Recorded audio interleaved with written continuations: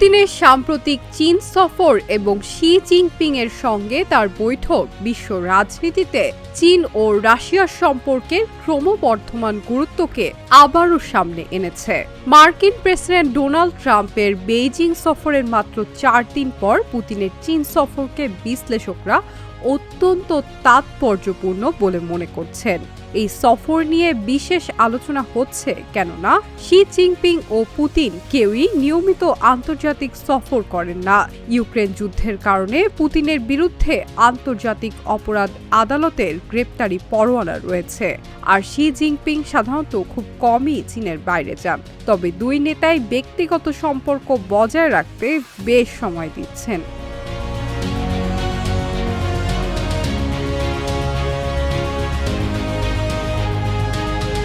2001 সালে স্বাক্ষরিত চীন রাশিয়া সৌহার্দ্য এবং সহযোগিতা চুক্তির 25 বছর পূর্তির সময় এই বৈঠক হওয়ায় দুই দেশের দীর্ঘমেয়াদী অংশীদারিত্বের বিষয়টিও নতুন করে আলোচনায় এসেছে।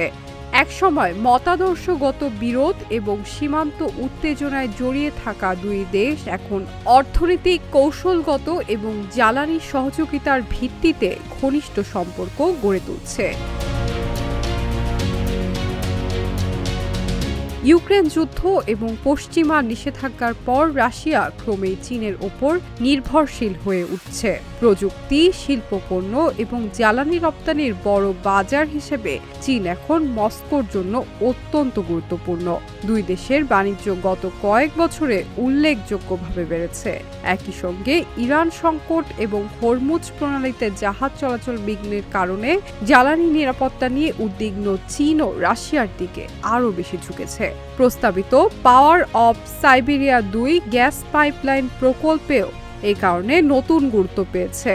এছাড়া দুই দেশ নিয়মিত যৌথ সামরিক মহড়া পরিচালনা করছে, যা তাদের কৌশলগত সমন্বয়কে আরও দৃঢ় করছে। বিশ্লেষকদের মতে চীন রাশিয়া সম্পর্ক এখন শুধু পশ্চিম বিরোধী অবস্থানের ওপর নয়, বরং পারস্পরিক অর্থনৈতিক এবং ভূ-রাজনৈতিক স্বার্থের ভিত্তিতেও প্রতিষ্ঠিত।